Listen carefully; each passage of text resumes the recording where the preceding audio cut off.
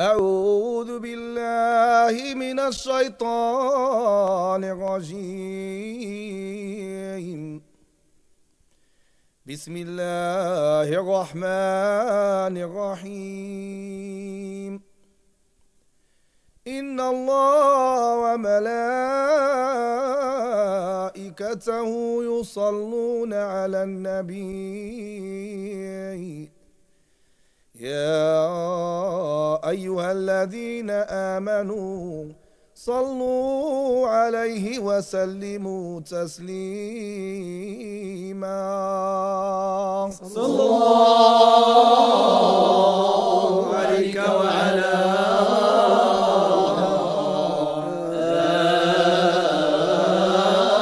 آلك وسلم. اللهم بسم الله الرحمن الرحيم. الحمد لله رب العالمين، والصلاة والسلام على سيدنا محمد خاتم النبيين وإمام المرسلين. اللهم صل وسلم وبارك وأنعم على سيدنا محمد وعلى آله وصحبه أجمعين ومن تبعهم بإحسان إلى يوم الدين. الذكر الكثير. قال أبو القاسم: الذكر الكثير هو دوام المراقبة في جميع الأحوال وطرد الغفلة عن القلب. So, abundant remembrance. Abu Qasim al-Junayd said that abundant remembrance, abundant dhikr, remembrance of Allah subhanahu wa ta'ala, هو دوام المراقبة في جميع الأحوال. It is the constant observance in all states. وطرد الغفلة عن القلب, and kicking out heedlessness from the heart. There are a lot of people who would carry their masbaha, for example, the prayer beads, who would sit and will just do dhikr all the time. But then when they go out and they're just engaging in transactions with people, you don't find the effect of all of this remembrance on Allah about Allah subhanahu wa ta'ala on their actions. So the purpose of remembrance, why do you keep doing your dhikr? Why do you keep remembering Allah subhanahu wa ta'ala? The purpose of it is so that when you are out there engaging with the creation, that you remember Allah subhanahu wa ta'ala and you recall what would please Him, what would displease Him.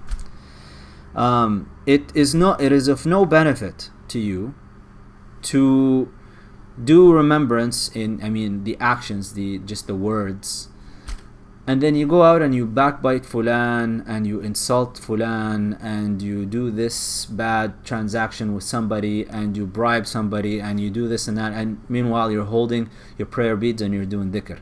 That is not the purpose of dhikr.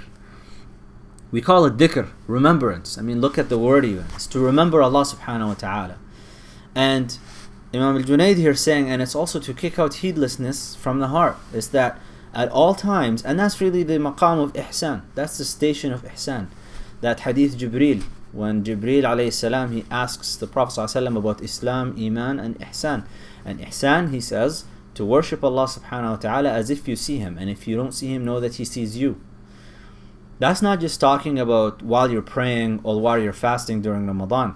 It's talking about in all states, all the time. You're always in this conscious awareness of Allah subhanahu wa ta'ala's observance over you. And so you don't engage in something questionable. And every time you do something, you're seeking Allah's pleasure by that. And that's really the purpose of dhikr. If you're not translating your dhikr from your tongue to your heart, where you're always observing Allah subhanahu wa ta'ala, now you got issues. You really have to reassess what you're doing. And it's a simple thing to say. It's a simple statement, yet very profound, and one of the most difficult ones to apply. For you to always be conscious of Allah subhanahu wa ta'ala when you're dealing with your spouse, you're dealing with your children, you're dealing with your employees, you're dealing with your employers, you're dealing with the clerks at the stores. You're always remembering Allah subhanahu wa ta'ala. And that's what dhikr really means. Yeah, there's a virtue to the act of just using your prayer beads or using your hands to do your tasbih, but if that's not being translated, you should really reflect on that now and go out and try to translate that while you're doing your actions, to be constantly aware. And that's what's called being in khalwa while you're in jalwa, being in this state of solitude, yet you're still outside with the people. That is the highest maqam, which is really what the Prophet ﷺ was at. He was always with his Lord even while he was out with the people. And that's the goal of this path, is so that you always be with your Lord while you're engaging in transactions with the people.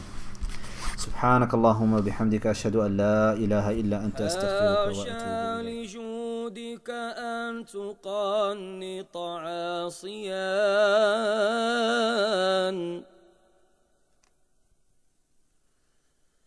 حاشا لجودك أن تقنط عاصيا الفضل أجزل والمواهب أوسع